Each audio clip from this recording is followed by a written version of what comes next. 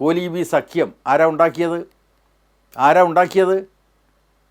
ഇവിടെ C P എമ്മിനെ സംബന്ധിച്ചോ ഇടതുപക്ഷത്തെ സംബന്ധിച്ചോ ഞങ്ങൾ ആർ എസ് എസിൻ്റെ രാഷ്ട്രീയ പാർട്ടിയായിട്ടുള്ള ബി ജെ പിയുമായി എവിടെയെങ്കിലും കൂട്ടുകെട്ടുണ്ടാക്കിയത് നിങ്ങൾക്ക് പറയാനാവുമോ? ഒന്ന്. രണ്ടാമതായിട്ട് ബി ജെ പി യഥാർത്ഥത്തിൽ മുഖംമൂടിയാണ്. യഥാർത്ഥ മുഖം ആർ എസ് എസിൻ്റേതാണ്. ഇന്ത്യയെ ഫാസിസ്റ്റ് സ്വഭാവത്തിലുള്ള ആർ എസ് എസ് എല്ലാ ജനാധിപത്യ സംവിധാനത്തിനകത്തും നുഴഞ്ഞു കയറി ഹിന്ദുരാഷ്ട്ര സ്ഥാപനത്തിന് വേണ്ടിയുള്ള പടിപടിയായി അതിൻ്റെ പ്രവർത്തനം നടത്തിക്കൊണ്ടിരിക്കുകയാണ്. അതിൻ്റെ ഭാഗമായിട്ടാണ് അജിം ഷാ ഇപ്പോൾ പറഞ്ഞിട്ടുള്ള ഏറ്റവും ഒടുവിലത്തെ സംഭവം. ഇതാ ക്രിസ്മസ് വരാൻ വേണ്ടി പോകുന്നു, അതുകൊണ്ട് ക്രിസ്മസ് ആഘോഷം, ന്യൂ ഇയർ ആഘോഷം നടത്തുന്നതിന് പോലും ആർ എസ് എസ് അനുവദിക്കാൻ വേണ്ടി പോകുന്നില്ല. അതിൻ്റെ ചില ലക്ഷണങ്ങൾ പ്രകടമാകുന്നു.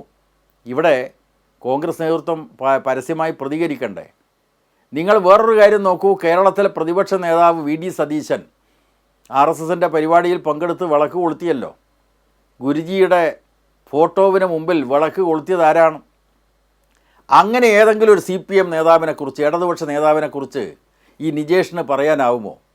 അപ്പോൾ ഇവിടെ പ്രശ്നം എന്താണെന്ന് പറഞ്ഞാൽ അഴകുഴമ്പൻ സമീപനം സ്വീകരിച്ചത് കൊണ്ടായില്ല. ഒന്ന്, R S S B J P രാജ്യത്തിലെ വ്യവസ്ഥക്ക് നേരെയുള്ള ആക്രമണമാണ് നടത്തുന്നത്. രാഷ്ട്രം അംഗീകരിച്ച ഭരണഘടനയ്ക്ക് നേരെയാണ് ആക്രമണം നടത്തുന്നത്.